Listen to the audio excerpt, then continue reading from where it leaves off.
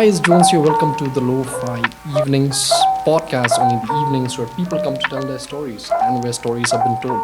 Yes, today we have a special guest. It's none other than Catherine. But before we get to her, I'd like to say thank you for all of the people who watched our previous videos. And it's been a very good journey because one thing is we get the appreciation from you guys and we want to pump as much podcast episodes to you guys. So that's the thing that I like about this, is that we're able to give you what you want and try to understand the person behind the personality and to give you a proper story of what they do and what they don't do and their walks of life and how they impacted society, right? So today, without further ado, we have none other than Cathy. So why don't you introduce yourself to the viewers and the listeners as well? This is usually the hardest part for me because I don't know how to introduce myself, mostly because there's so much that I can say about myself, from what am I like? Okay, I can say I'm a content creator, and at the same time, I'm also someone who likes to read. I'm also someone who, people say that I'm there on Instagram, and I'm like, there's so much about me that I don't know how to concise and put it into an introduction. So maybe I'll just say hi, everyone. Hi, everybody. My name is Catherine. I think we'll peel more of your personality as we go by. So I think people know that. Yeah. Okay. So it's really nice to have you in the podcast. I mean, for the listeners out there, I think she is one of the people that we have always decided to bring you in, but because of unavoidable circumstances, but finally you are here. So first and foremost, what is that big mirror behind you always when you have these podcasts or when you have the reels? I see that a really, really huge mirror behind you. Tell me about that mirror. So I've always wanted to have a big mirror. Growing up, the classy mirrors where it ends halfway, is it the Goodrich ones? And I like that, is cute, but I don't want something that's that's just big. And my mom, when I got it, she was like, yeah, it's going to be too big. And I'm like, no, it's not going to be big. And she's like, yeah, your room is small. I'm like, it's fine, it'll make my room look big. And now I realize it makes my room look small. But then it's just that I wanted a mirror because I'm a skincare person, and at the same time now I like to look at myself before I leave because I need to know how I look, and I've up until now I've never had a full mirror. So now that I finally I'm earning from my my blog, that's when I was like, yes, I know where to spend that money. And the first thing I did as soon as I moved to Shillong was actually get that mirror. Wow. It was hard to get that because my house is small, so we had to carry it from the terrace. Your house or your room? Was it? Oh, your house. The house, no, the way to go up to my room, it got stuck. So huge, it's 4 by 6. How did you maneuver? We had to get the people to carry it from the terrace. And I was just watching them lift it up, and I'm like, please don't fall, all my money. But we made it safe. It's in my room now. Don't you feel that sense of when you buy something big, right, or something expensive, your parents looking at you bought a big ass mirror and this is your fault if it falls down? Do you have that when you were carrying the mirror? Were your parents looking at you very skeptically and you're the one who bought this huge mirror? And she was like, me, but yes. And I'm like, Toem. And another reason why I got that mirror also is because I was planning on posting fashion content, and I thought, okay, having a mirror would really be nice because I see all these people on Pinterest and they always have a nice mirror, and I'm like, yeah, but the mirror is small, so I'm gonna get something really big. So yeah, that's the story behind the mirror. Okay. I've just wanted one, and now I can have one. At least you have one, which is good. Yeah. And it's one of a kind though. Is it truly custom made, right? Yeah. I was just like, Bashim, and then just Yuma ding na diyan. He's like, to. He's like, pahe pala kaniya. And I'm like, to him. Even the guy who made it was like, what is she doing? Why is this mirror so big? But yeah. Yeah, we were skeptical of the whole mirror as a whole, right? I think because it's huge, firstly, but I think it's a beautiful mirror, though, in my opinion. It's one of the things that hopefully I do. Everyone notices that, they're like, wow, your mirror is so big. And I'm like, yeah, it is. Okay. So And I think about your mirror, and your room is one of the, it's a very beautiful room, and it's one of the things that we try to. When I was doing my research, I was looking through it, and I saw a whiteboard with all your itineraries all there. What is that, man? I was trying to read, like trying to zoom it in, but I wasn't able to. That read is anything. that is my planner of sorts. It's like where I write down my, so I write down what my plan for the month is. Mostly because I like to. There's so much that I'm doing every single day. Like I have collaborations with so many brands that, before one in February, before it even started, I just knew what I had. Like my post for the month was already planned out. My whole month was packed. So if I don't have that, I will probably forget to do something, and that's gonna end up with me being stressed out.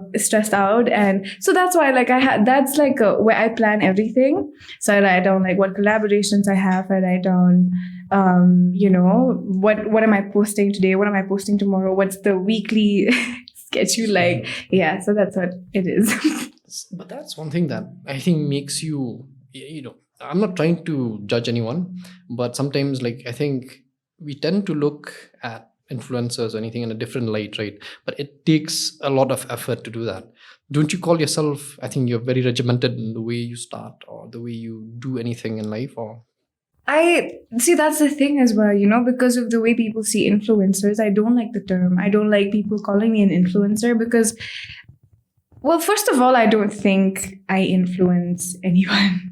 And I just think that people are like, oh, this is interesting, and this is a need that I have, and this person's talking about my need. So, it's not really about me, it's about them. So especially for something like what I'm doing, which is skincare and makeup. So it's very tailored to the person. So I don't think I'm influencing anybody. I just think that people have needs, and somehow I'm talking about those needs, and they end up talking to me about it, and they end up buying what I recommend because of that. So that's what I mean.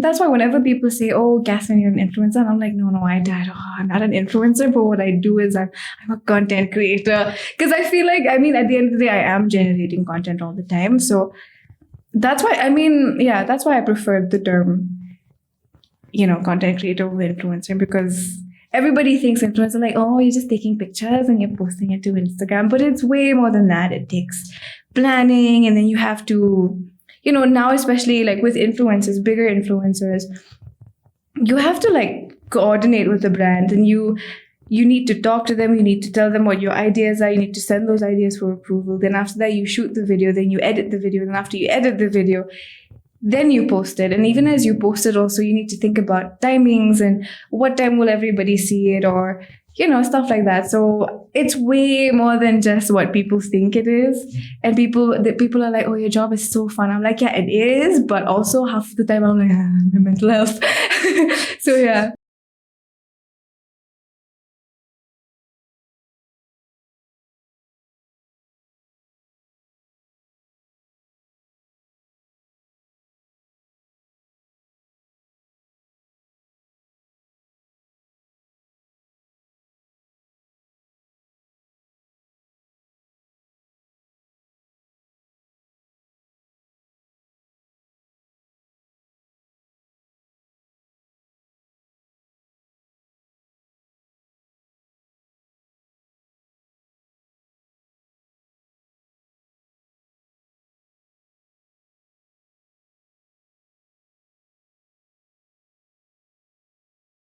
Okay, so usually when it comes to my videos and all the videos that I do, I like to always put myself in it, in the sense, because like you said, like this is an unscripted show, right? But most brands don't want you to go unscripted all the time, because in a way, for example, I know that when it comes to skincare, a lot of people and I say this because I see it happening a lot, that people don't know about what it is, but influencers sometimes don't know what they're doing, and they're talking about it. When it comes to makeup, that's fine. When it comes to fashion, that's also fine, because you take those clothes off, you take that makeup off at the end of the day. But when it comes to skincare and how to make your skin glow, these are chemicals that you're putting into your skin.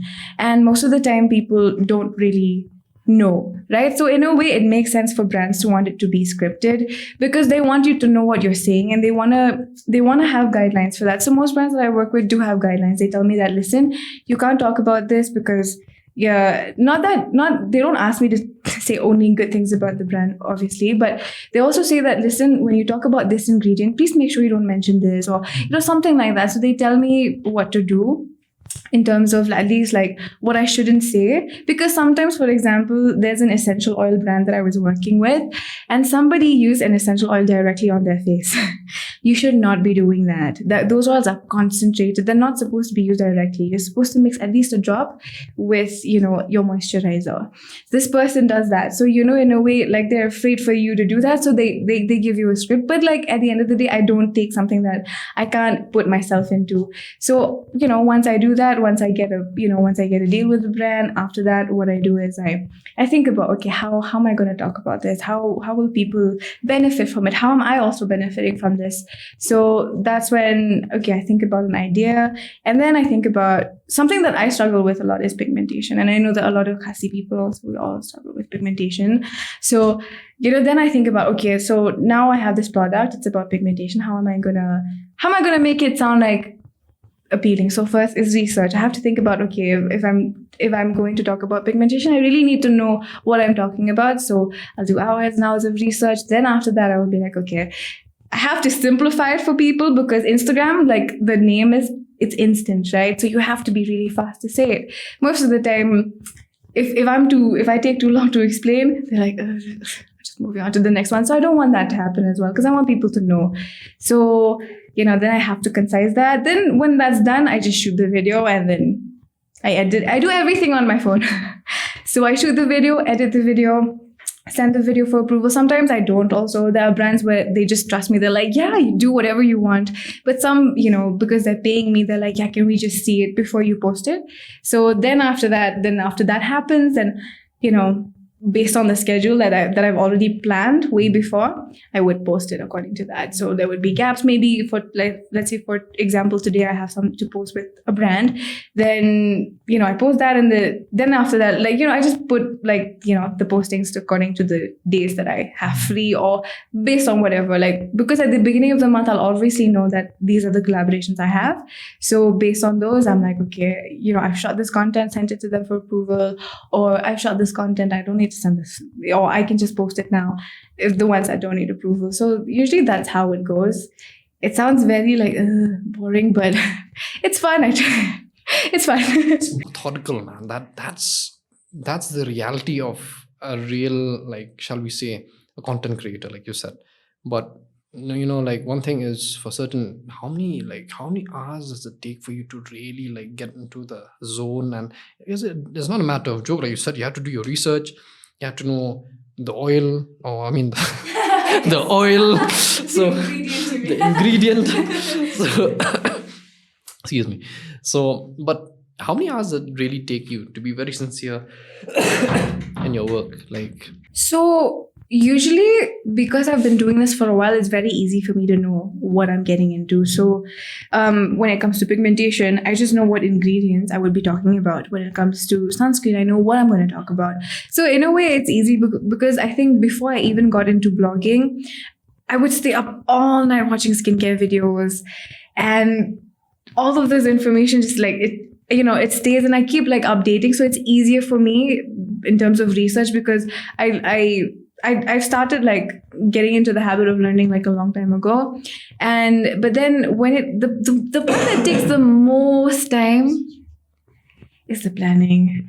Because then I have to think like, oh my God, am I supposed to be posting this or not today? Is it going to look, what time do I post? Sometimes like nowadays I post 2 times a day because there's just so much. Yeah, there's just so much to post, right? So, and then I'm thinking to myself like, okay, how do I post in such a manner that people will watch both the posts, right? That I'm posting in a day. So that's the hardest part. And for the longest, and also responding to emails. actually writing, like when brands write to me, I have to write back to them, talk to them, get on a call with them. So those are the things that take the most time. But when it comes to filming, I'm very happy to like just do it, because in a way I'm anyways enjoying myself. I'm doing skincare, I'm talking about the things that I like. So the filming part is super easy for me. The editing part is super easy for me. It is everything else around it, like making invoices, the planning the content. Oh, I love journaling, I love planning, but when it comes to this, I get anxious. But that's the hardest. It takes a really long time. And today, so my brother finished his exams, so I've asked him to help me, and I'm like, I'll pay you for it, because obviously I'm getting money and you're helping me, so like I'll pay you for it as well, but like you have to help me with these things. So he just goes, yeah, you don't have much to do, right? And then he starts planning, and he's like, whoa, it's like 3 o'clock now. And he's like, whoa. In the morning. Evening again, we started like at 12, and then it went on to 3, and he's just like, wow, this takes a long time. And I'm like, yeah, it does. That's why, I needed someone to help me with it. So he's like, yeah, I see. That's the thing about you, is that that's the misinterpretation that, sometimes she said, oh, she has a camera and she's able to get sponsorship. So definitely she'll get the cloud and she'll get followings, but it takes a lot of work. That's one thing I like about you giving me that perception, giving the viewers and the listeners as well, that how influencers are not just people who are in front of the camera, but they also are smart in what they do. And we just had a discussion with James the other day, and we were looking at these videos where just 30 seconds, and they were like, man, I mean, how they can able to get those likes with even millions, right? So do you think like your field in psychology, right? Your field in psychology. So she'll explain the whole thing. So your field in psychology, do you use your technical psychology skills to really to know the psyche of the customers and people who watch your views and all that? Yeah, I think so before I did my master's in psychology, I did like bachelor's, triple majors in literature, psychology, and journalism. And when, because at first I was like, that's a weird combination. But it turns out that they bled into each other really well and complemented each other so well. That's when I realized that, nothing can be separated from each other. And like, because in a way, even skincare, if you're stressed out, you'll definitely see that in your skin. And no amount of skincare will fix it if you're not de-stressing, if you're not changing your lifestyle. So I do use even marketing tactics, right? Like the FOMO, people, they use that a lot, like, oh, only 2 left. So you have to shop really fast. So yeah, I definitely do use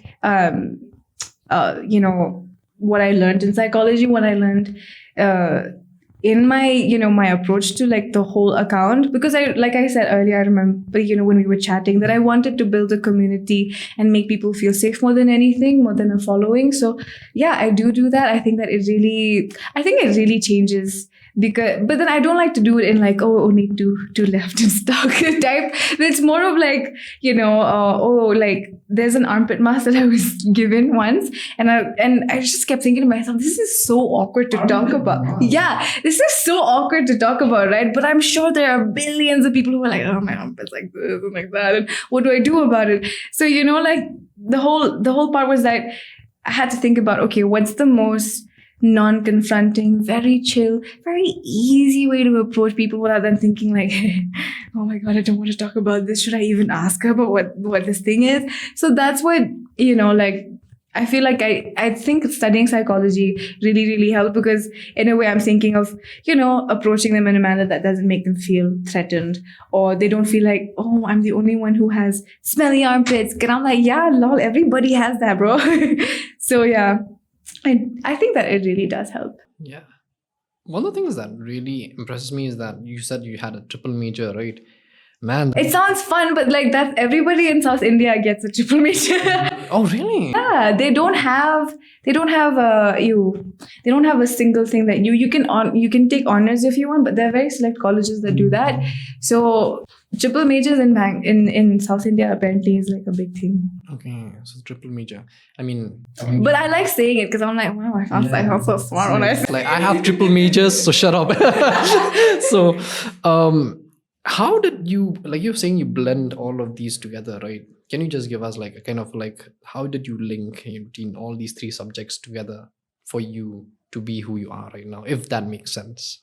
I think that's the question you're asking me now is something that I actually told myself and like my friends also, like years ago when I was about to graduate, and I was just thinking to myself like, wow, when I started college, my bachelor's, I thought, because everyone likes to separate something from the other. Like if you study science, then you can't be interested in the arts, or you can never learn what's in the arts. Whatever is in the arts will never apply to you. So stuff like that was there. And when I left, I left with that mentality, right? Like, oh, everything is concretized and it's separated from each other. But then like when I went to Bangalore and I saw all of these things, I was like, wow, this is very interesting. And I saw how whatever was in literature was used in psychology. Whatever was used in psychology, we could explain that in literature, and together literature and psychology in itself, things from literature, things from psychology were used really well in journalism.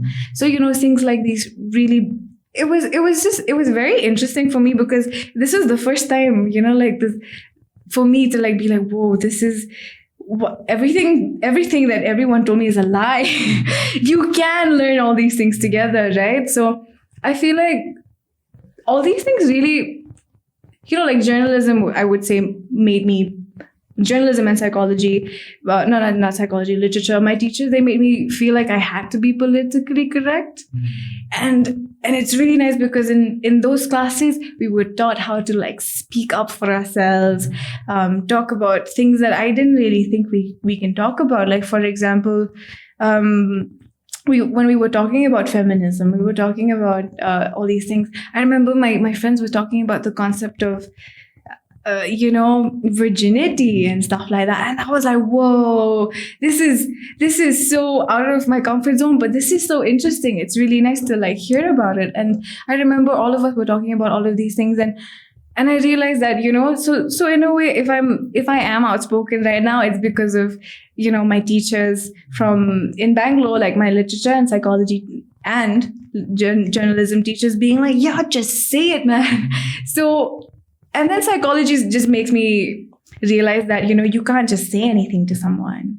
You have to know how to, you have to like, if you really want someone, like, are you listening to them or not? Are you just listening to respond? Those, and then, like, how are you taking care of your mental health? So I would say all of these things, I feel like it's not just studies though. I feel like the people in those disciplines made me like what I am today, I think.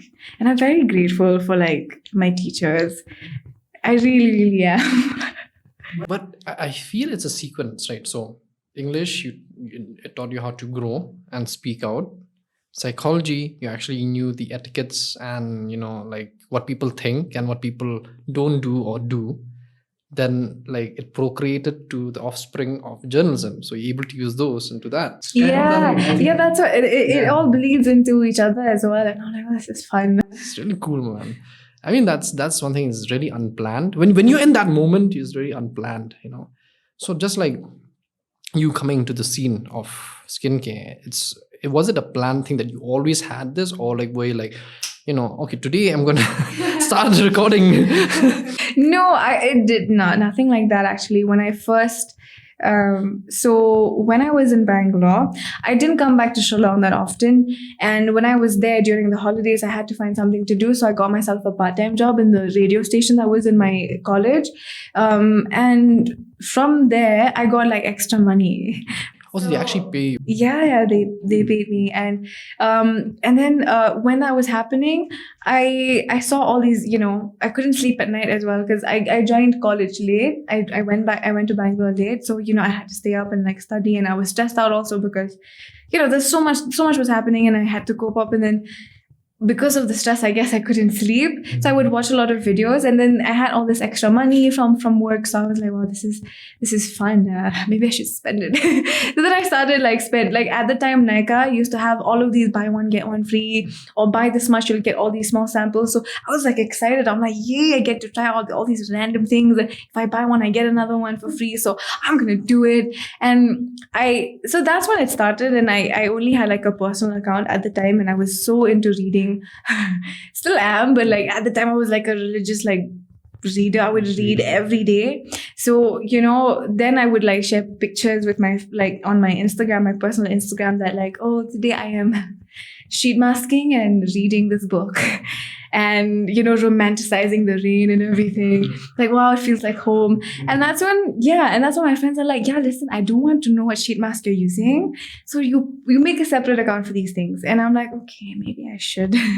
That's when the account that I have right now, Glass Collective, came to be. And when I started, I was just oh, this is fun, I'm just gonna talk about skincare, I'm just gonna be a reviewer. And I didn't know that you can actually make money from it. I mean, I saw YouTubers do it, but I didn't think that Instagram would have been a medium for that. And then it kept going on and on and on, and I kept doing it. And then now I'm here. I'm like, whoa, this is so crazy. Be on YouTube now. Yeah, that is really fascinating though, to think about how you have journeyed through, right?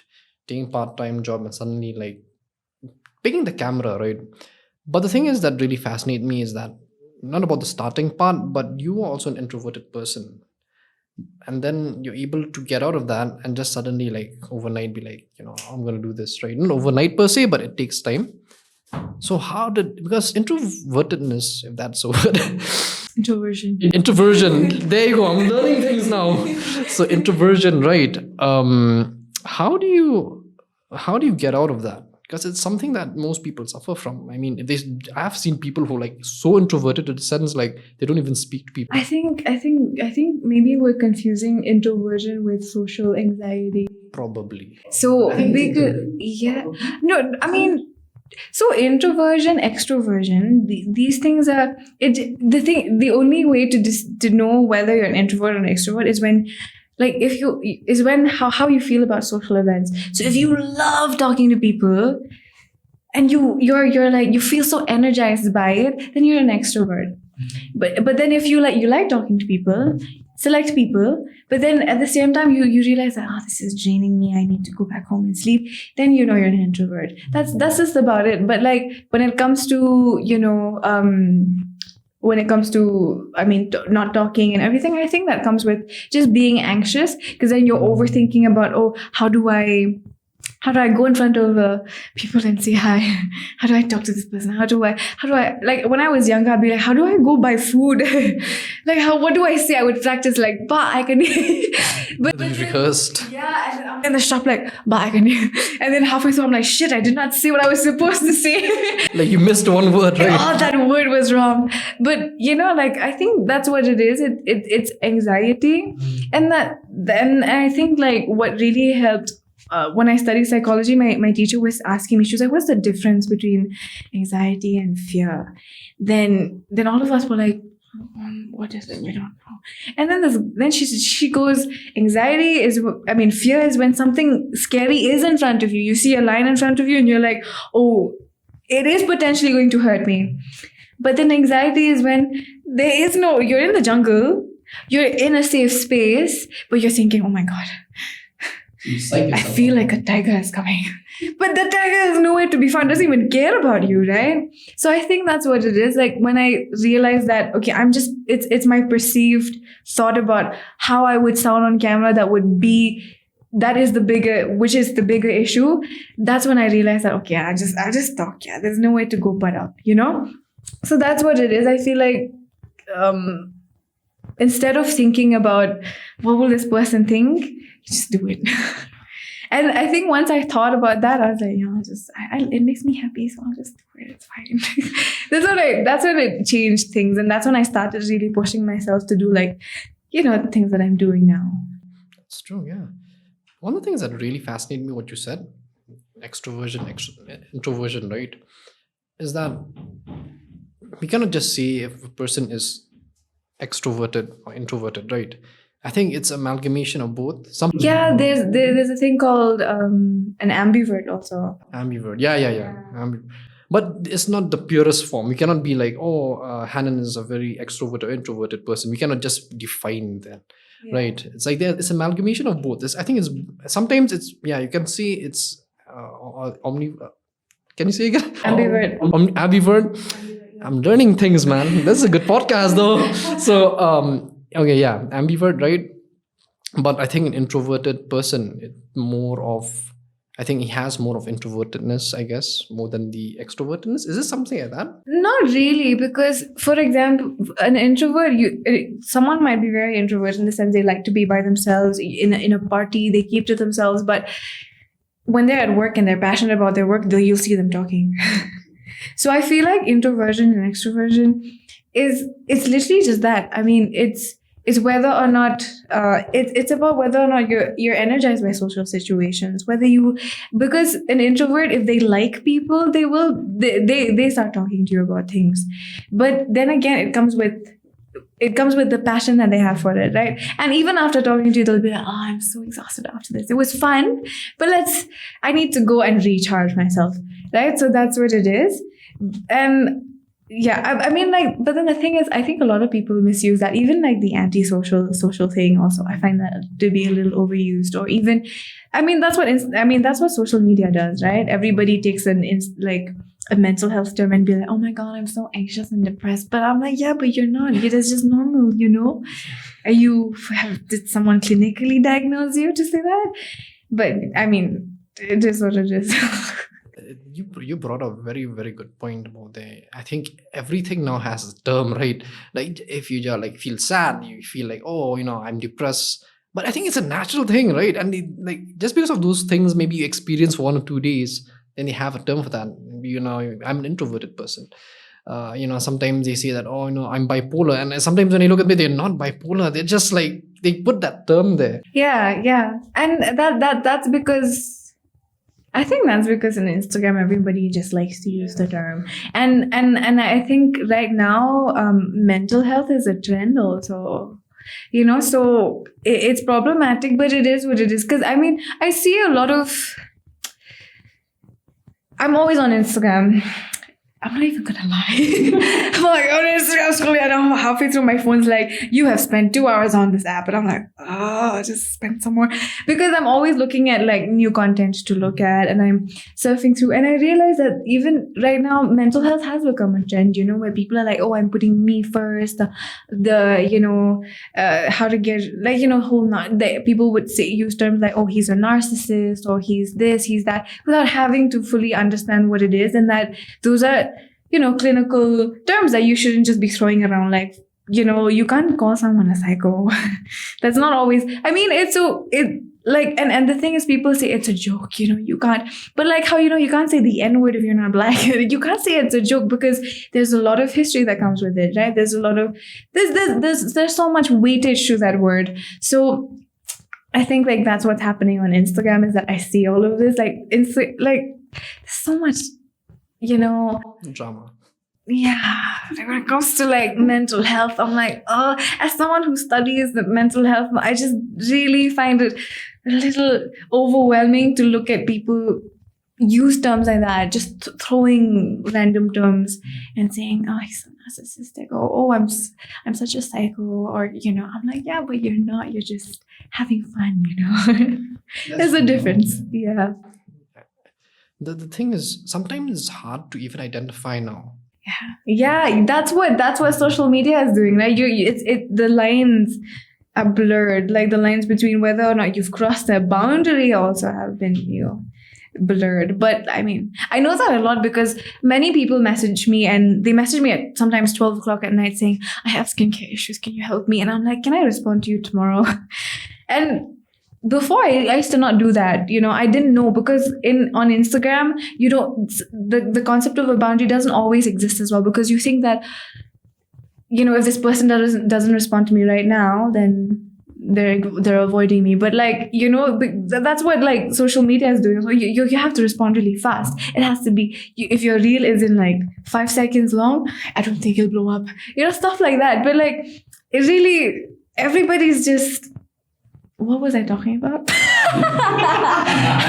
much is happening in my mind. I'm like, wait, what? You're differentiating between like you're trying to bring a sense of understanding between what is authentic when Yeah. So yeah. That it gets very blurry, because before I used to just respond to people right away, even if I'm up on my phone at 12 o'clock. If someone messages me about skincare, I'm like, okay, I'll tell you full. Don't do this, do that. Follow these instructions for the skincare. Buy with using this link, get this code, and for someone like me, everything I wear is supposed to be public property, and in the sense that if I wear, like, for example, these pants, everyone's going to be like, where did you get those pants from? And then I have to be like, oh my God, from this brand. And, in a way, like, it feels like everything about me, everybody needs to know. If I'm wearing, like, I recently bought new glasses also, and they're like, where is it from? And I'm like, oh, but I don't want you to have the same. And I can't say that because I'm like, oh man, like, like, I feel like, sometimes I feel like there's no boundary anymore, because people just feel like, okay, we can just talk to this person, and they have to respond to me. So on social media, the lines are always blurred. They're always blurred. Yeah. I think that's the thing that really confuses me sometimes, because we have a term for everything nowadays. Everything is termed. Either it's, sometimes the term is tend to be so cringy that you don't want to look at it. Sometimes they just, in my opinion, they're guys and girls. They're so dramatic. Sometimes, like, I have that, I have this. But I think sometimes you tend to play the victim card too much and say that, oh. And social media is promoting that, because they're saying stuff like, you must put yourself first. And I'm like, yeah, you should put yourself first, but be responsible about it. Like, be real. Like, you can't be lying to yourselves and be in denial, because that's what's happening a lot with a lot of people that I know. They're amazing people, but halfway through, I'm like, they would use things like, oh, there's a trend now, right? Material girl. So, like, everyone's like, oh, I'm such a material girl. And I'm like, yeah, that's good if you like stuff, but are you using it as a guise for something? So that's when, like my friend, like, that's what's happening, right? Like, you can't just be like, oh, material girl, and then not have any money at the end of the month or stuff like that. So I feel like, and you know how everybody's like, haha, I'm so broke. And I'm like, oh man, I mean, I relate with you. Money is hard to get, but then again, and I think on social media, people are not going on social media to talk about and to share with anyone else. I think sometimes it's to talk about yourself and to reaffirm things to yourself. So that's what's happening also. So, like, all of that's happening. I feel like I sound like such a judgmental person. Facts are facts. Like, we had Bon Job here once, and he really put it straight. Truth doesn't have a gray area to it. It's either white or black, right? So the facts are facts. You cannot change the facts unless if you bring other facts that really justify the facts that you have. Yeah. Or I mean, so anyway, but like, feminism is one thing that really, because you were talking about feminism earlier, right? I mean, we see that there's also, good kind of feminism, there's bad kind, and even myself, we have those toxic masculinity and the ones who are masculine. So what do you consider a good feminist, who you consider? Because sometimes when you think, I know it's a little bit controversial, but I think you'll be the best judge of that. I think you are a person who has known yourself better than anyone else. And so what is your take on, like, a good feminist, like a good person who understands the value of feminism? I think a person who's just willing to accept new facts into their life. And I say this because there are so many types of feminism. There's intersectional feminism. Then you have white feminism for white people. Then you have also, but the thing is, everybody, I think feminism just comes down to you accepting the person for what they are. That's when feminism is not just for women as well, right? It's for all genders. So, a lot of guys will be like, yeah, but it's called feminism. And I'm like, yeah, but that's just the word. The definition is that it's for everybody. It's for men. It's for, women, it's for in between, it's for anybody, right? Like it doesn't really matter. But then, so I remember my friend was just talking about how, okay, so for me, my idea of feminism is that I should be able to wear what I want. But for people in the Middle East, for example, feminism to them could just be like, yeah, I choose to wear a hijab. Yeah, exactly. So I feel like a good feminist is just someone who can accept that and say, no, you should take it off. Like the men are like doing that to you, like they're that's not that, because that's why you have a thing called white feminism, because white people are like, oh my god, you can't drive.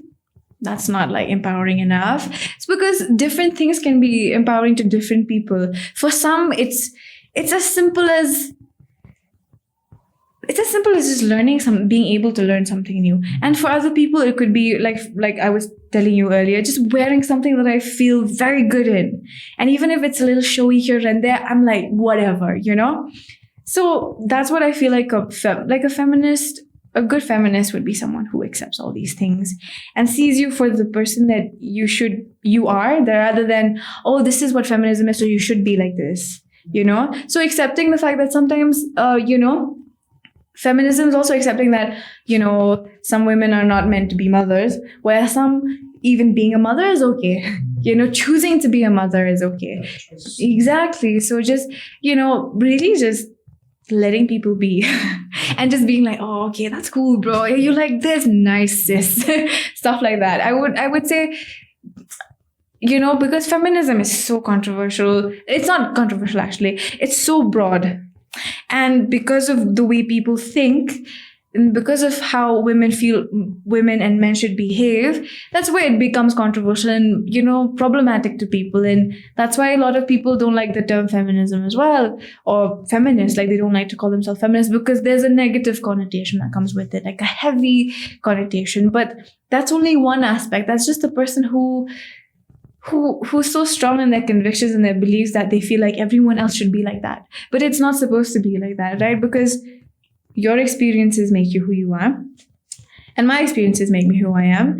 And as long as we're not hurting anybody, as long as we're living our lives without harming anyone, that should be fine. So I feel like that's what, a good feminist should be. Like someone who's just like, yeah. You like short skirts, nice. You like long skirts, nice. You like heels, nice. You like wearing Converse, nice. I know I'm just talking about fashion, but like I think like, because we're talking about something outward, right? So like, yeah. Yeah, that is so true. I mean, also we always have these debates with friends and saying that, like how do masculine, I mean, there's always the bad one and also the good, the yin and the yang kind of thing, right? Just because feminism is one thing, that just because of a small minority of people who makes it bad, then we just like, oh, everyone else thinks it's yeah. And even like even in when we were studying feminism, right? Like I remember my teacher saying that masculinity, the expression of masculinity is only marketed as buff and everything, but then masculinity, like she was just saying that we have a teacher and he's amazing. He's the cutest. He helps, like he taught us like political science, and he used to go to different countries to help set up. He went to Sudan to help set up the government. So cool, right? Like, so he is he's not masculine, he's not buff. When I say masculine, I mean the marketed term. Yeah, exactly. But then I feel like, but then my teacher was just saying that look at how he expresses his masculinity. It is through his understanding. It is through how he's so intellectual, and but at the same time, you respect him for that, right? So we were just talking about how masculinity in a way also is not just expressed through abs or being able to lift or how much I burnt, bro, stuff like that. But it's expressed so many ways, and just because you're not what everyone thinks masculinity is doesn't mean you're not masculine. Same thing with femininity. Just because you're not girly enough and you don't wear pink or like all those stupid things doesn't mean you're not feminine enough. And I feel like that's like the most important, the biggest example is some people don't like right not everybody wants to have kids, right? Like not every girl wants to grow up and be a mom, right? So the understanding that that's also feminine. If you just don't want to be a mom, also, like, that's fine. If you can't be caring, but you're all, that's also fine. Doesn't mean you're not feminine or masculine. Yeah. It's a very, shall we say, they're not there is like a manifestation that we see, even though we see, but it's still an abstract idea, which is just an idea, right? At the end of the day, I mean, like, when I think about, I know we're digging deep into feminism, but it's one of the things that I really like debating, and it's one of the things I really love doing. And I think for men, like you said, I think the embodiment for men as masculinity, like you said, is not the superficial things, not that you can lift, or if you do that, is good. Doesn't mean, but that's not the only. That's not anything, exactly. Being chauvinistic nowadays, you're a simp, bro. It's like, what? Like, dude, man. We love simps in this house. Simp all the way. I don't like that connotation either. I'm like, yeah, but why would you care about that? Like, doesn't that make you look like a really caring person? Yeah, true. Anything you do now, say, oh, you're a simp. But like you said, that's also an expression of masculinity, right? It's different. You're caring, you're going out of your way to protect someone, or, stuff like that. Unless you don't break your own boundaries and principles, I would say it's still okay. Like, for example, a Captain America, right? He's a very good example of a real masculine man. Even though he's buffed or whatever it may be, but his values are what stands the most, principles. And even to, I think his name, what is the girl name? Peggy, right? I think his name is Peggy, right? Yeah. So even he also was like, like he doesn't know how to talk to girls or anything, but he got the girl and they really went well. The thing is that always fascinates me is that I think even when it comes to this kind of debate, there's always a mixture of both. Like for you guys, right? Feminism is about, sometimes about caring, it's about, being nurturing as well. But you cannot be that way the whole day. When you go to work, you cannot be like... You have to be like, excuse me. Yeah, exactly. Get to work. You have the masculine trait on you too. That's what, I was going to bring that up. And I feel like a lot of people don't realize that it's important to have a mixture of both of traits that, it sounds annoying to say this, but I don't like this also as well. But it's important to have a mixture of, everybody has feminine and masculine traits. And these when we say feminine and masculine traits, they're just personality traits, at the end of the day, that you call feminine and masculine. But, but that's what it is, so in my relationship, I tend to be I feel like I have a more masculine energy, and my boyfriend's like the softer, the very calming, feminine energy. And I'm like, this is so good. This is what I need, right? And a lot of times people would say like, oh, you're so different from, you're not like, it looks like you're the man. Sometimes I would, like, even in my previous relationships, I would always feel like, oh man, I feel like the man in the relationship. But then I realized that it's just that I have more, masculine traits. But those are just my personality traits that people think is masculine and that I'm also conditioned to think is masculine. But like this is how I am. Like I'm more of I'm someone who, I'm more of a caretaker. So if you're tired, you can lean on me. And I'm not like, oh, I'll lean on my boyfriend, but I'm more of like, yeah, you're tired, you lean on me, so I'm fine. And I'm okay with that. So yeah, I always tell people, I'm like, this is very, whenever they're like, oh, she's so butch, she's so this, she's so that. I'm like, no, that's just her personality, You should stop assigning masculine and feminine traits. It does make sense to assign those, but it doesn't mean they're always masculine or feminine, I feel like I'm debunking and... We are debunking some good stuff. Very good stuff. But what did she say? My brain. Yeah. But you're showing a thing that is very important, right? Some guys have seen that, the girl tends to like be a little bit masculine and the guy tends to be a little bit feminine. But, he has his rules and you have your rules. You don't encroach in either. We have to compromise sometimes. I always say that to friends in relationship as well. It's a compromisation, maybe, but you have your boundaries too. And it's not just that, oh yeah, I am a little bit masculine, you're a little bit feminine that way. I'll do anything you want. You can do that or you do this, right? But you respect each other, and that's the thing. If you feel good, no problem. Yeah, and they're mostly just personality traits. If I'm passionate, doesn't mean it's more masculine. If I'm more caring, doesn't mean it's more feminine. It's just caring. At the end of the day, you care because you care, not because you're more feminine or not because you're more masculine. It's just because you care, right? But yeah, I think this topic is one very fascinating topic. Can go on, can go on. But yeah, I think this will be a good segue to talk about what else. So yeah, we're talking about this thing where nowadays we see your journey, right, coming to this point. Let's debunk some kind of beauty myths out there. Okay, I think the one of the things that I've always heard. I'm not I don't apply makeup or all that stuff, but I've just heard my colleagues and even my other friends, my female friends and all that. So, is it true that makeup destroys your skin? Oh, makeup nowadays is infused with skincare. A lot of brands are coming up with I think the only time where you think makeup destroys your skin is when you don't clean it up after like you have to remove your makeup before you before you go to bed. That's there. But I think the reason why people think that, that's because I think our parents just didn't have good quality makeup. Like their makeup was not safe, right? And not safe enough that like you had to test on animals. Right now, there's no need for you to test on animals. You've done enough research to know what is good for your skin and what isn't. And a lot of times, I also don't like this whole, idea of toxic free beauty. I'm like, dude, what do you mean you're toxic?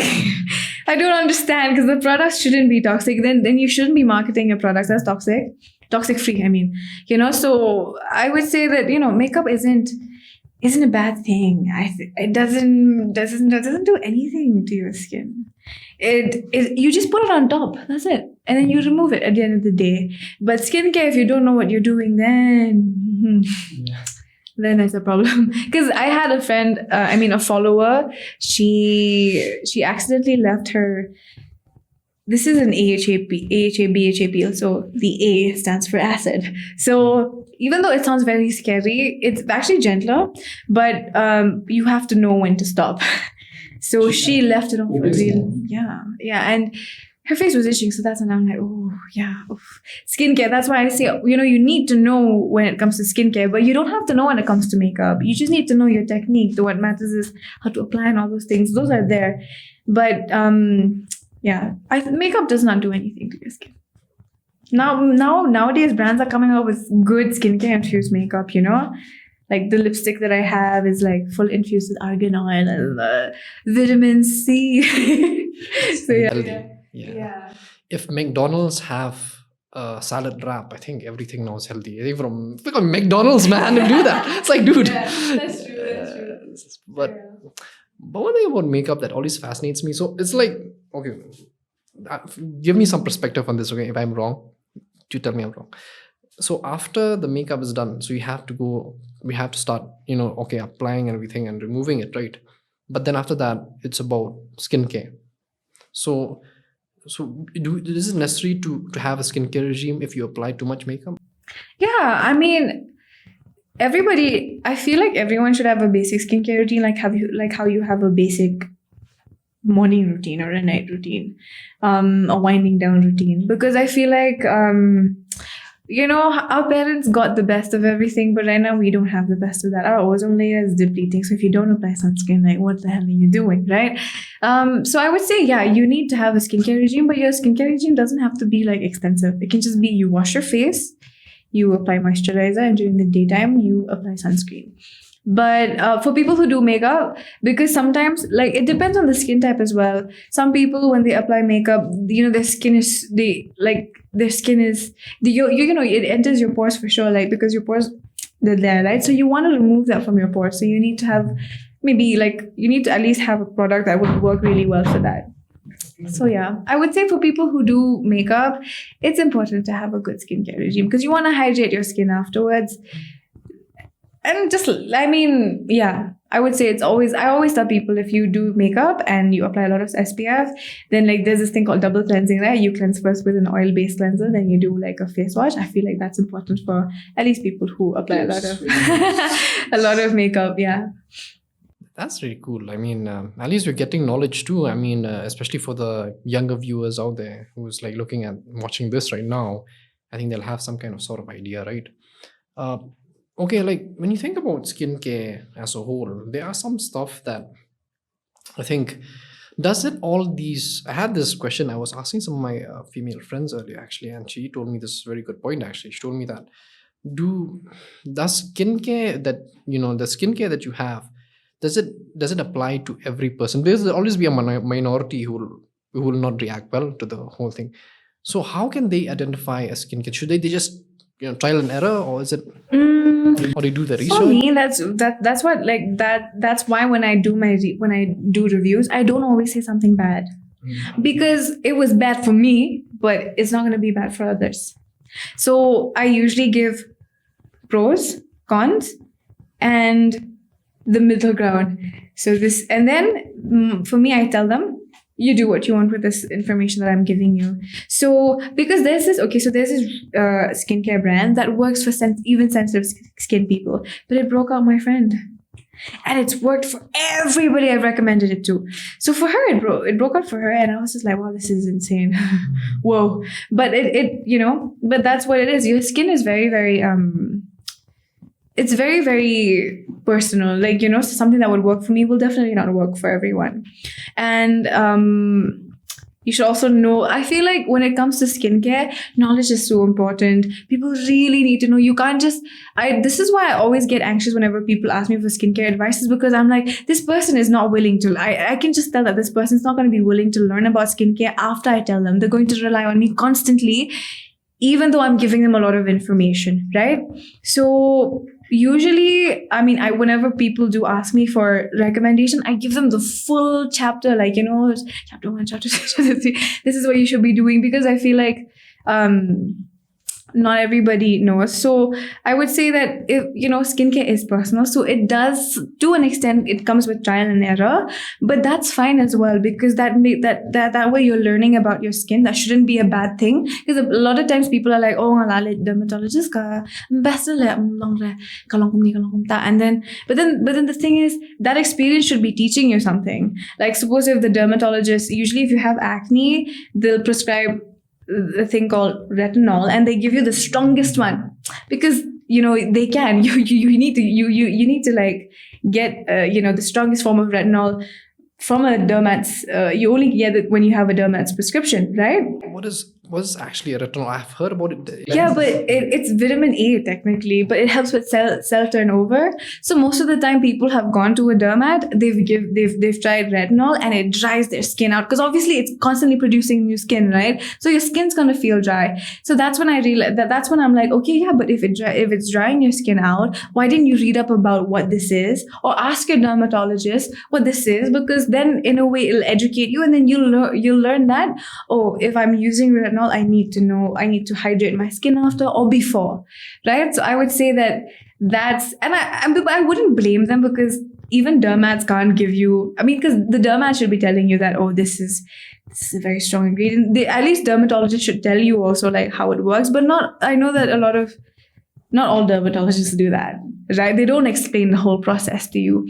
But so I think that's where I bridge the gap, in the sense I tell you how the ingredients work. But then again, it's whether or not people are willing to learn. So when it comes to skincare, yeah, it is to an extent, it can be experimentation. But once you find that, then you're good to go. You'll have glowing skin, or at least healthy skin for the rest of your life.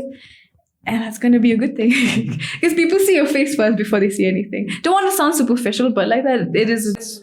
That's the reality of life, though. Yeah. You see, like for us, anyone, like I always remember this old, I think, myth that you know very well. I think for both of us, like I fall in love with the personality first. Like, I think the face is the first thing that you see. Yeah. Personality, right? Yeah. That's really true. And I think for guys also, we just like for me, I'm a big. I did a big mistake. Is that I forget about skincare. It's like just like Yeah, guys also say, is there like men's skincare? I'm like, but your skin doesn't have a sexuality written all over it. It's just skin. The skin that covers your body also covers my body. Like same type of cells. So I mean, a lot of times guys would be like, do you have like skincare for men? And I'm like, yeah, whatever I recommend for women, same thing. But you have to know your skin type because men tend to be more oily. So I'm like, you just have to buy for oily skincare. And they're like, oh, are you sure? But they need something to be written there like men. Black color, 3-in-1. you see people, forget about it, man. No, but I'll tell you something, like people who, like at least the guys that I know who, I mean, I don't know, your skin's very resilient. So I usually tell people that the basic things are all you need. For me, I have all sorts of things because I'm reviewing it for you, everyone. It's my job, no? But like for everyone else, you don't really need it. I'm trying a lot of things so that you don't have to. So yeah, if you don't have skin concerns, you'll be fine with just moisturizer, bro. Just wash your face and moisturize. That's it. That's what I tell people. I think you need to start, Yeah. listening to this. I think Because like good looking, like, I feel like younger guys now I know, they look older there. And I'm like, why? Napit pa am di ba kimta sunscreen there? And they're so young. And I'm like, guy, I mean, excuse me. Because sunscreen, I'm in an extra year. I do that to my cousins. I'm like, have you applied sunscreen? And he's like, yeah, mom just started. And I'm like, I can tell. He's like, what? Looks buff now. I'm like, no, you don't. You just look like you're gonna. Do you know? Have you heard of skin cancer? And he's like, oh, so it's like that.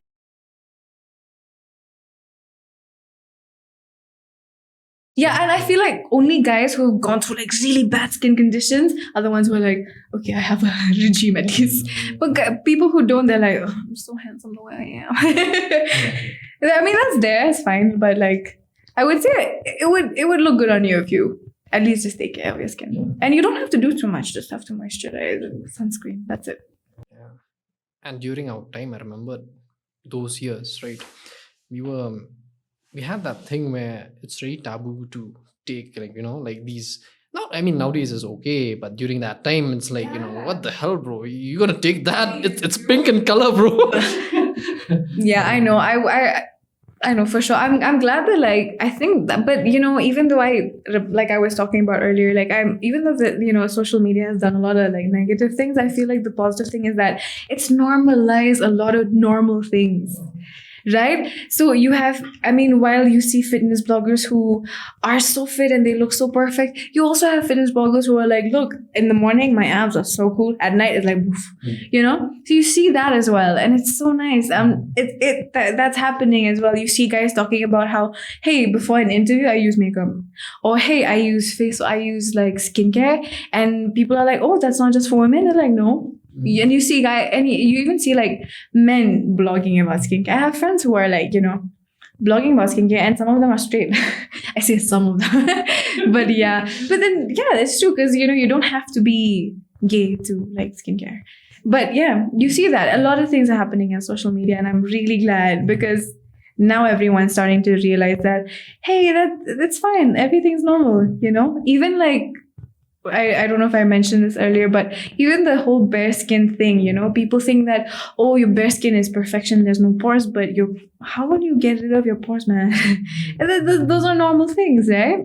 So yeah, Instagram has just really done that. Instagram, YouTube has opened up another like dimension to all this. Yeah, while it's good, while it's also a little bit negative, there's also like, it's really what you make of it. Yeah. It's really what kind of content you consume. So if you consume someone who's fun, who does a lot of things, but also at the same time they're being real. I mean, they know the angles. Like for me, people are like, oh man, just gonna scroll. I'm like, no, it's because I went in the sunlight. It looks very good in the sunlight, you guys. You have no idea. But then I go back home and it's dark and I'm like, oh, my dark circles. So yeah, and I'm like, yeah, and I have a ring light in front of me. I have edit, like, I know my angles. So, but at the same time, I also like to show people that, look, this is what's happening with my skin. You see my pores. This is normal, So yeah, I think it's really, if you consume content like that where people are like, they know their angles, but at the same time they're like, I also look like this sometimes, and this is normal, is what's, I think important for people to have.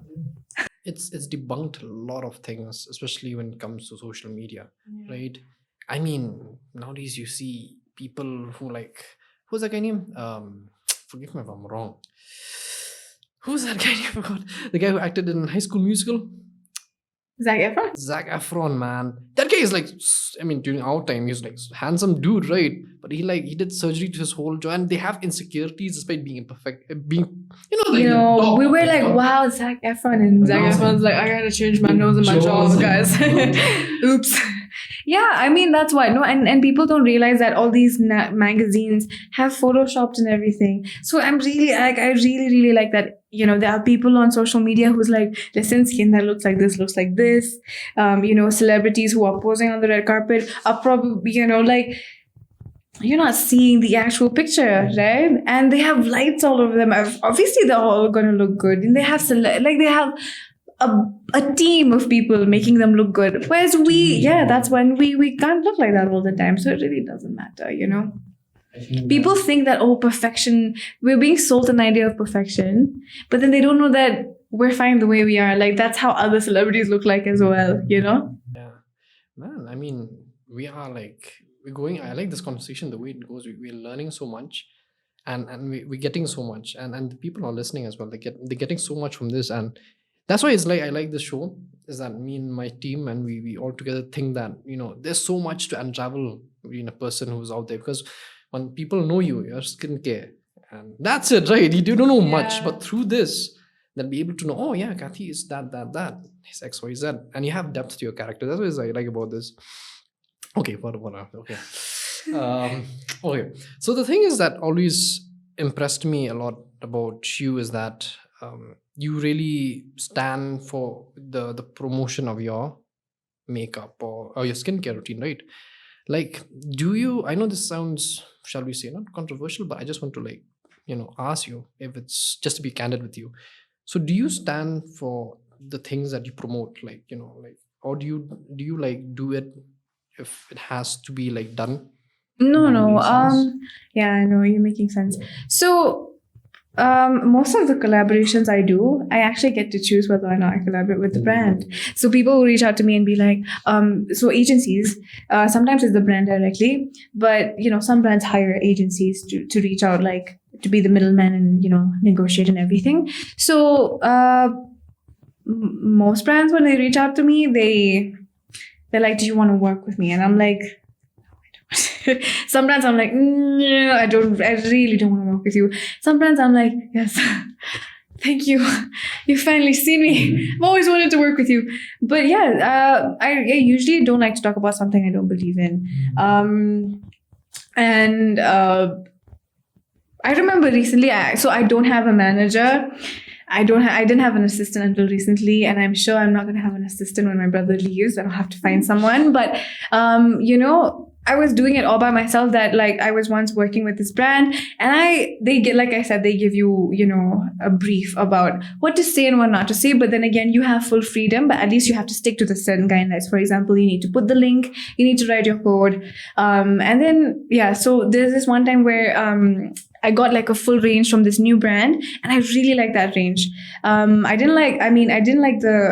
Not that I didn't like, it's just that I had too many, the face washes, for example, I had too many of those, and I was like, this is a really good face wash, but it's gonna go to waste, so I'm just not gonna talk about this.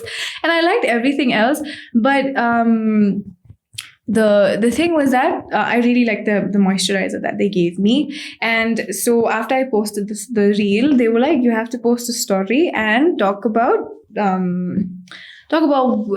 choose any product from the range that we sent you that you really like the most and talk about that. And they've given me a draft just to help me understand what I'm supposed to say. As I was doing it, I forgot to remove the part where they were telling me add something about the product. And as I posted it, I was so tired, I was so burnt out that I didn't realize, and hundreds of people have seen it. There's like guys, blah blah blah, and then add something about the product, la la la la. And I'm like, oh my god, this is so embarrassing because it looks bad for my integrity as well. Right? It looks like I'm just copy pasting it. But the thing is, I'm kind of really that it comes back again to the community over following, is that I have a community of people who understand where I come from, and the people who were trolling me were people who didn't follow me at all. I got trolled a lot after that. So many people trolled me, and I was just like, I was kind of glad that, that the people who were following me actually understood. Because at the end of the day, because whenever I recommend something to someone, it's not like they've not seen results, And I remember this one time where I had extra time. I was so productive in the mood. And someone told me that I have all these skincare products. I don't know what to do with them. I made a full routine for her on Canva. And I said nice, once a week you do this precautions.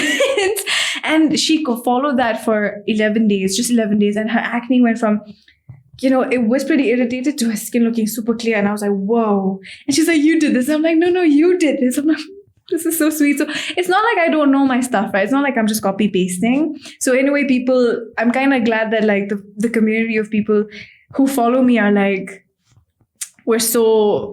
it feels like we're all a part of something together, We're sad together. We have pores together.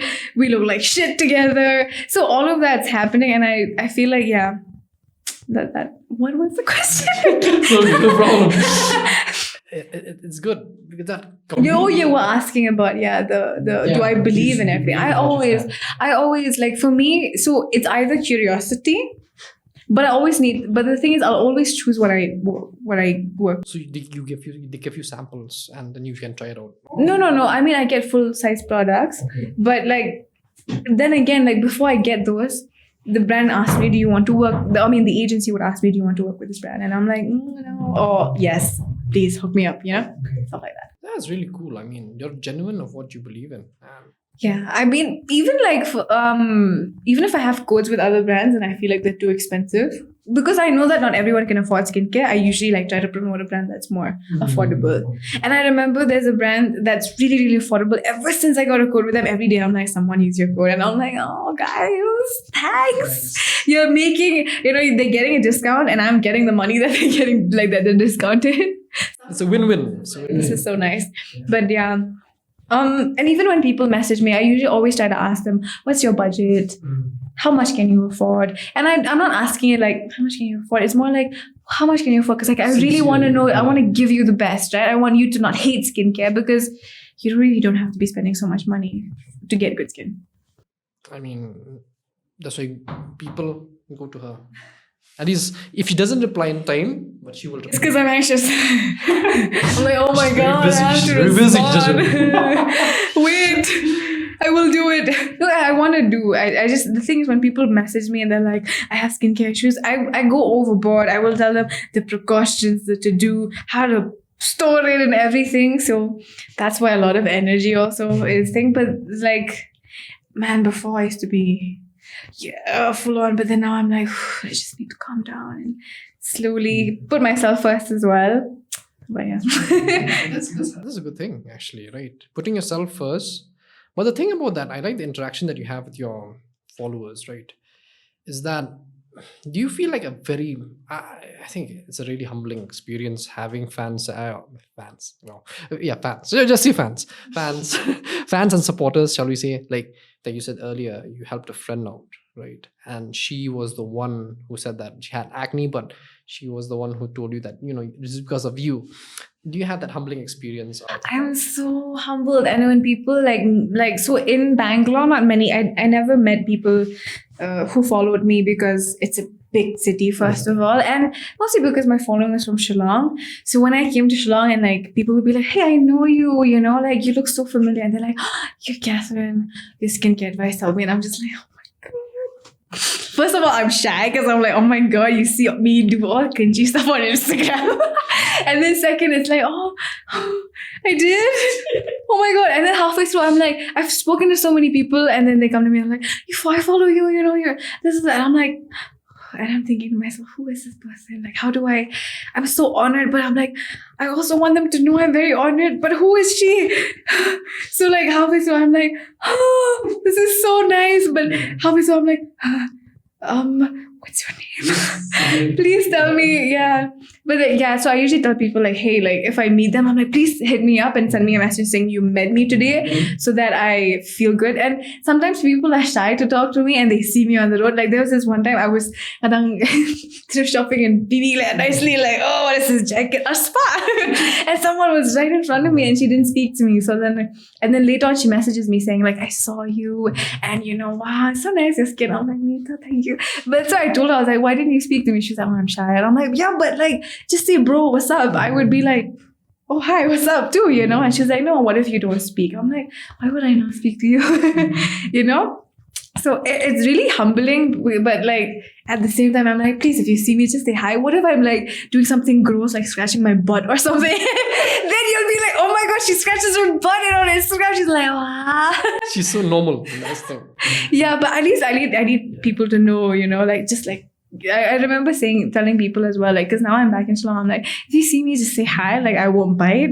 But, like, also, don't just, like, watch me do weird stuff. Like, what if I'm scratching, like I said, what if I'm burping, like, really nicely, and then they're like, oh, that's not. Then I'm like, oh, that would be so embarrassing. So I always tell people, like, if you see me, just say hi. I'm not going to do anything. That's something that makes you normal, right?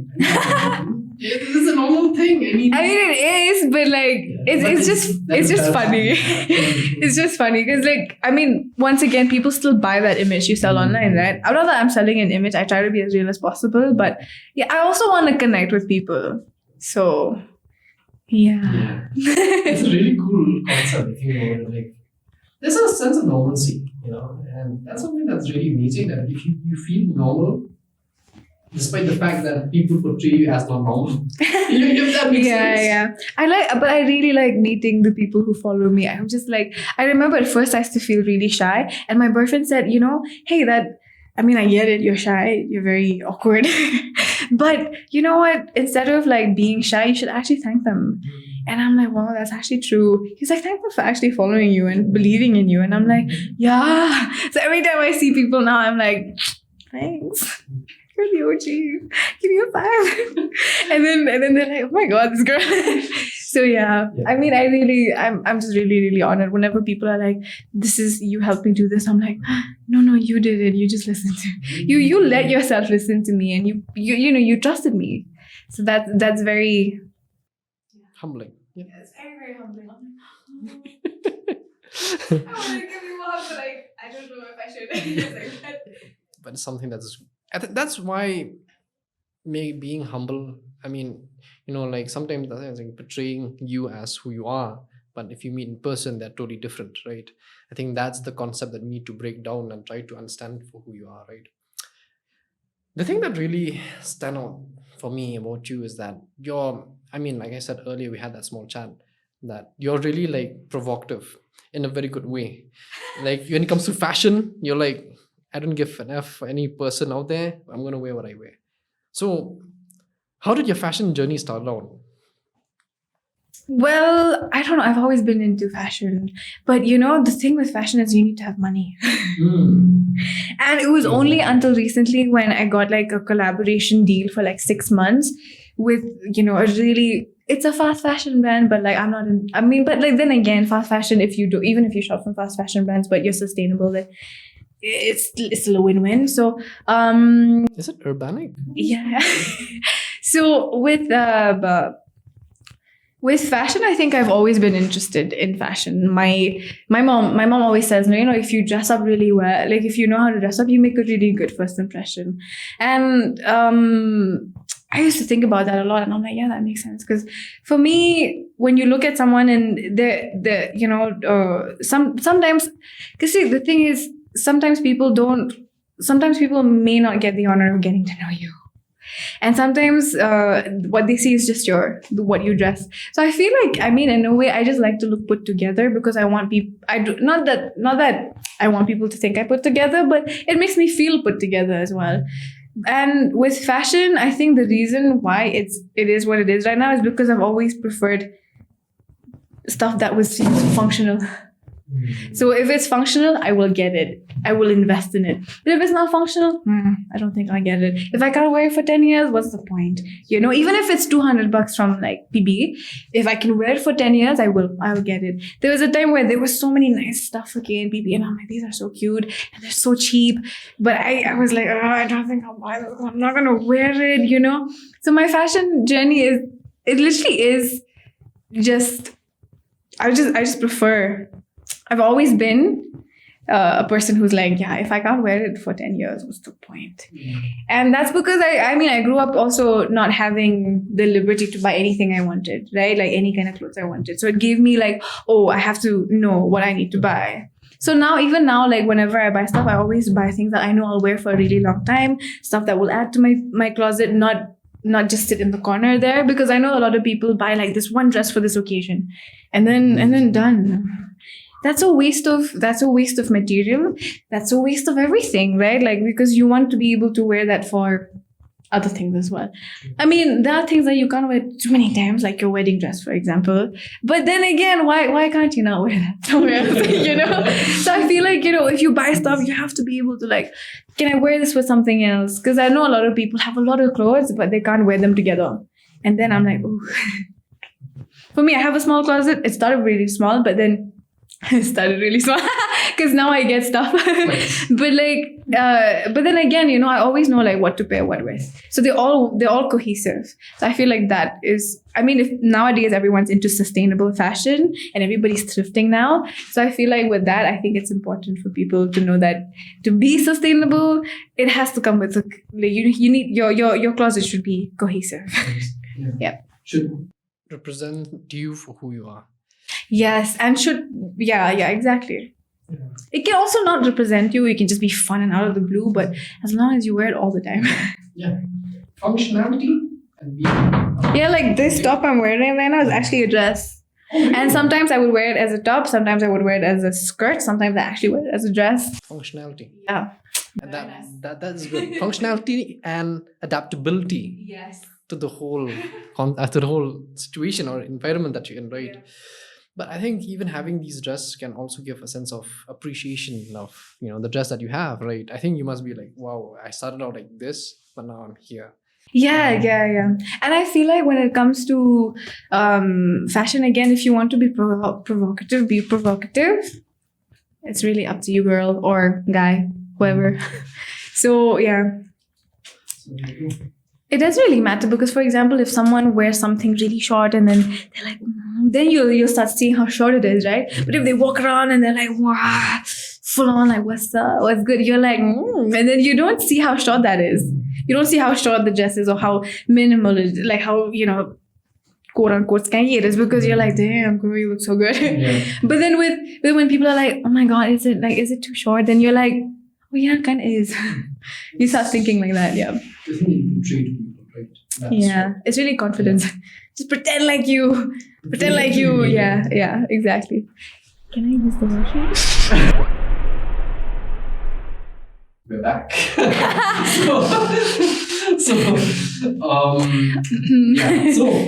Anyway, we talked about fashion, right, earlier. So we have talked about the provocative side, we talked about all that. And one thing I really like about you is your kicks, man. Seriously, I'm a big fan of sneakers and all that. So yeah, big fans of the Jordans, big fans of anything. I'm a more of a Jordan guy. So tell me, how did you? I saw your kicks are quite a wide variety of them. You have superstars, you have Converse, you have.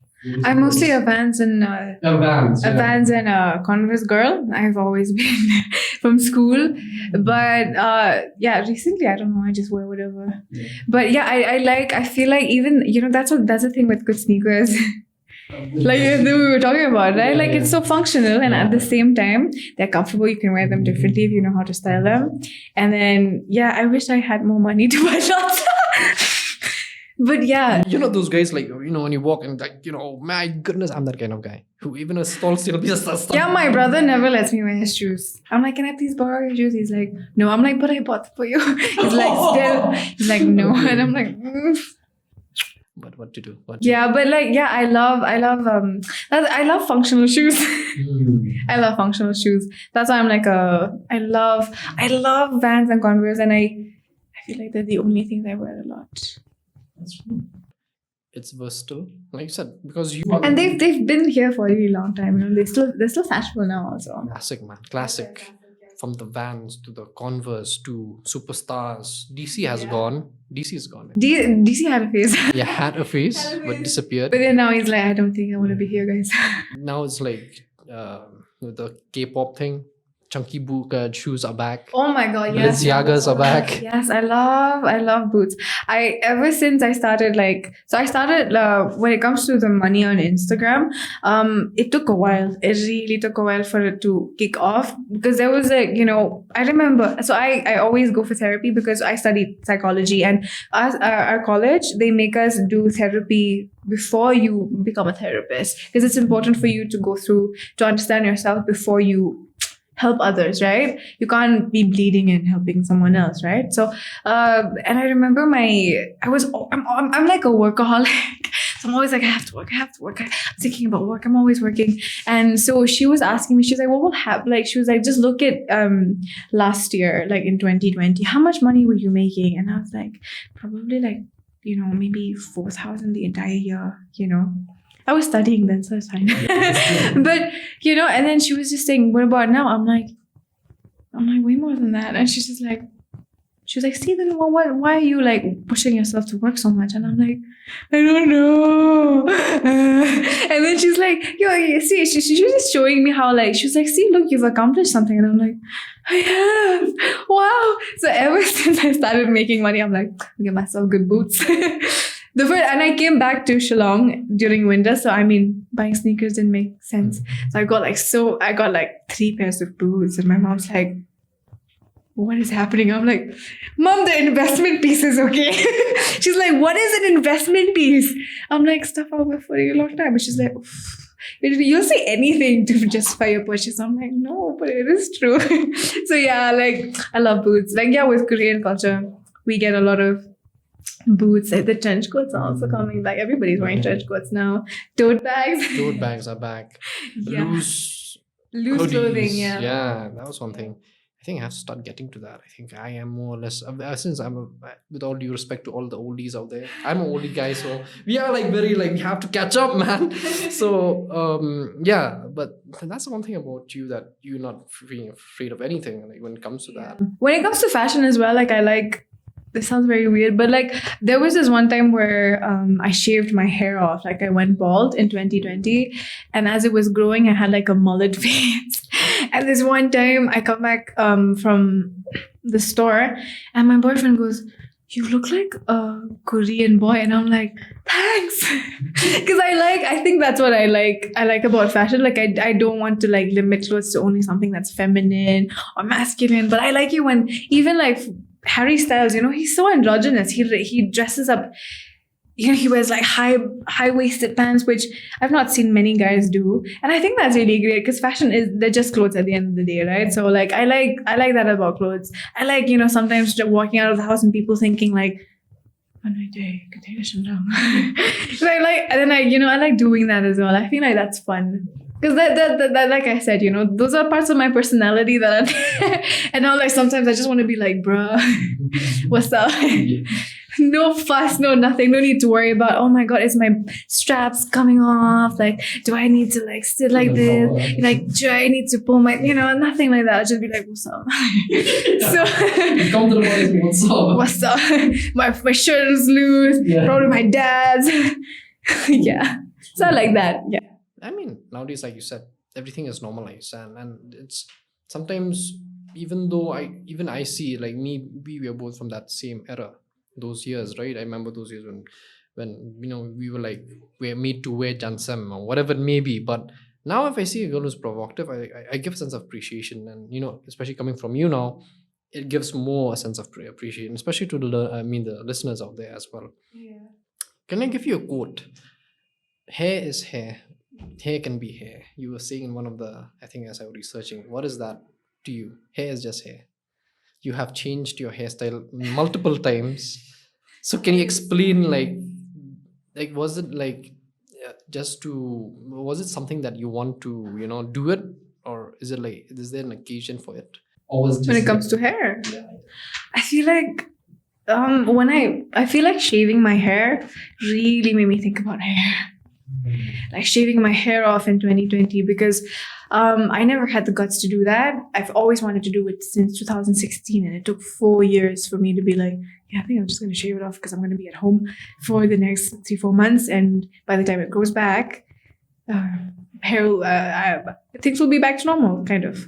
So when I shaved my hair off, that's when I realized, like, oh my god, your hair really makes, at least for most people, it makes your personality, right? And like there's like how men who are in like rock bands have long hair and they're like headbanging, and then you have Korean guys with like their hair all shaved, and then it's like this, it comes down, they have fringes, and then Khasi guys are like the Linkin Park kind of, yeah. exactly. So I feel like hair, I even spoke about this when I was talking about hair with my friends as well, that like if you put meaning to it, that's when that's the only time it'll make meaning. It'll have meaning for you, right? Like, so if I put meaning into my hair being a part of my personality, then if it's gone, what happens to it, But if you don't, then it doesn't really matter. You become limitless. So I think shaving my hair off really, really like changed my perspective of my hair, and just like, because even the time it took for it to grow back, it didn't take that long, thank God, because like my hair grew back fast. But I thought during that process, sometimes I would wake up and feel so not good about myself. And that's because I used to put like, I used to think that my hair used to make my beauty and stuff, And maybe it does for some people, but I don't know. There were times during that time I would feel like, oh my god, I'm so badass. And halfway through, I'm like, oh my god, I look so ugly. So much of my face is there. So I feel like, hair is hair. But like, man, I feel like if I put a lot of meaning to it, then only it makes sense. But if I don't put meaning into it, then I'll be fine. That's why I experiment with my hair a lot. I like doing a lot of things with it. I like leaving it long. I like leaving it short. I just do random things with it. But yeah, I mean, the best time I had was when my hair was bald, because I was like just living my life. I didn't have to think about anything, and I felt really good also because it pushed, like, when you shave your hair, there's nothing to, like, women are used to seeing themselves with hair. So when there's no hair, you're like, you start seeing imperfections as well, much more, because then like for example, if I had pimples on my forehead, if there's no hair there, that's when I'm like, oh, I can see it, right? So if you have a big forehead and people have a fringe, right? So like you start seeing that, and I was like, oh my god, whoa. But then now I'm like, whatever, it doesn't matter, let's do whatever. It's just something that, like, it's that moment that you feel, right? Yeah, and when people are like, I wish I had your guts, I'm like, what do you mean my guts? I don't understand it. And I don't know if I should feel good or bad about not understanding what they mean by that, because I don't understand, because maybe I've just never put meaning into these things as much as other people have, right? Like, oh, I should always have long hair because that's feminine, or I see myself as, like when you put yourself, if you have expectations of yourself, that's when you're like, oh, that's how I'm supposed to be, and I'm not reaching my potential, or I'm not being what I am supposed to be, or what you think you're supposed to be, or what society thinks you're supposed to be, right? But then when you don't, you're like, hey, whatever, it's fine, it's chill. Like that's what, like, same thing with gender, since we spoke about it earlier as well. Like, if you think that you have to be limited to acting manly or feminine, then your personality also is limited to that, but if you're like, oh, whatever, then you can be anything, and more of you comes out because you don't feel like you have to limit yourself. You can't, like, if you want to learn the drums, you can learn the drums, right? Like, when I was younger, my mom was like, I wanted to learn the drums, and she's like, that's a very manly thing to do. And I'm like, what? But I want to learn. And now I can't anymore because I sprained my leg so many times. So I'm like, I can't do that anymore. But like, I mean, if you think about it, then who knows, like, I could have been really good at it, right? Then I would have been limitless. Yeah. I mean, but I think everything has a purpose in life, right? Yeah, that's true. And now you're here. No regrets. Yeah, no regrets. No regrets. I mean, yeah, it's one of the things where it just mysteriously happens to you, but now you're here, so which is a good thing. Um, I want to ask you this one thing, right? I think you have heard of The Elephant Vanishes, right? Yes. Yeah. So you have read about the book, I think. Uh, you've never read the book. Oh damn! I saw it. I was doing research on it, and it's such a fascinating book about it. And I've heard about it, but I've just never. I'll tell myself I'll read it, and then I never. It's. I think you should read I think I think I just pulled a whammy out of it. Okay. But anyway, yeah, but I think you should read it. Because that's why it's like I was researching on it. I think you should definitely read it. It's one of the books where I saw you posting on it, and I just zoomed in. It's like, okay, elephant. It's like halfway, and it's like ish or something. I was like, Elephant Vanishes by. I was like, I name my phone. He's a Japanese guy, right? I feel so racist right now, but he's that guy. Yeah. Wait, The Elephant Vanishes, isn't it by Murakami? I've not read that book. I've not read that book. I've not read that book. I have read everything by him, most of the things by him, but For me, After Hours was one thing I've read. Norwegian Wood was my very interesting. favorite is 1Q84. It takes time to learn. It took me a year to actually start reading the first part, but once I started, I was like, why am I stopping? And I finished it, and once I finished it, I really wanted to talk about it to my boyfriend, and I was like, so it starts with this line, okay? And he's like, no, wait, I have to read it now, and I'm like, I can't talk about You don't spoil. it. Yeah, but like, yeah. You were saying something. No, go ahead. Yeah, so I saw it. You're the guest anyway. So Probably saw it in the background somewhere. Murakami. I was just like zooming in. So many books. I have so many Murakami books. And before I left Bangalore, I bought lots of them from like this bookstore that I always go to. It's called Blossoms. It's one big building full of just books. So you get secondhand, firsthand, whichever. So I usually go there, I buy Murakami, and I leave. Murakami is like My favorite. he's such a depth of character, right? I mean, he owns a jazz club. He actually he owns a jazz club, and I remember his story is that he's so simplistic in his approach. Like we talking here, he can make the whole story out of a different angle. Yeah. Right? Like if you look at Norwegian Wood was one of the things that really like hit my heart because it was so depressing. I think Yes, it was very depressing. it's very depressing, and the most scary, the really scary part is After Dark. That was really scary because it was like from a stalker's perspective, where you're looking to this girl and she sees like kind of like it's really creepy, but it's something that you can relate to. Yes, even Kafka on the Shore, like everything about his books are. You feel alone, no? At the end of it, you feel alienated, and you realize you're alone in this world. But then again, you're like, whoa.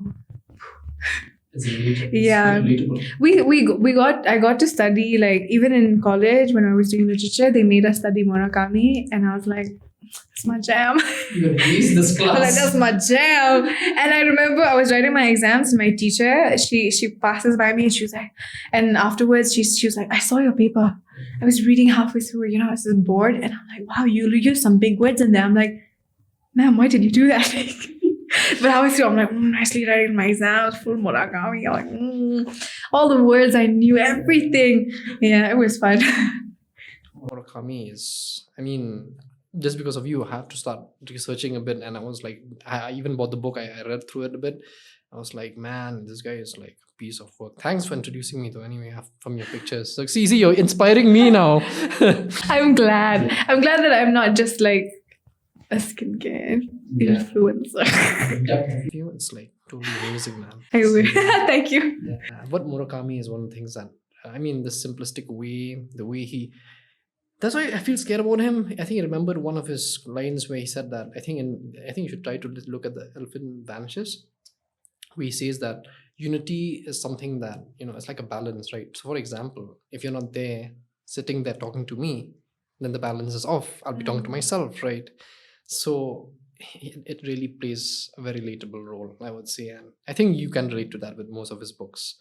Yes, with his books, I really like reading them because when I was in Bangalore, I really felt like I was alone, and I think I went through like a sort of depression where I couldn't eat food. Halfway through, I lost my appetite as well. I was really, really skinny. My pants were loose and I felt really bad. But like, I remember I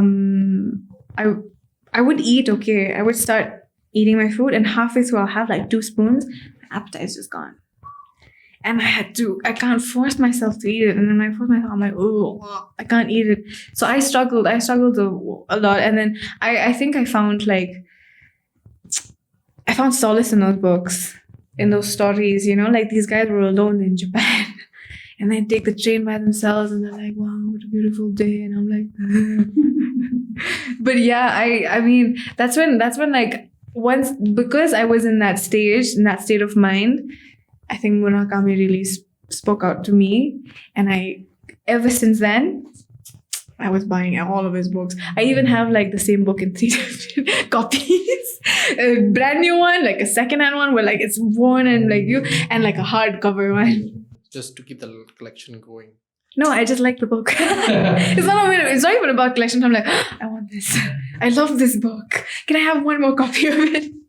It's really cool though. Yeah. I mean, he's a cool dude, and I think if you can perceive the world from a different perspective, I think you're a genius, man. And people, if you can relate to them, I mean, that's a genius in the making, right? Yeah, I mean, this conversation was awesome. But just as a fun fact, you look like a person who really resonates with this show. Because if you look at the lo-fi thing, you really do and some of your tracks are very, very lo-fi-ish. And if you look at the lo-fi thing, it comes from a little bit of it came from these 2 guys, Jay Dilla, right? He was a DJ and all that stuff.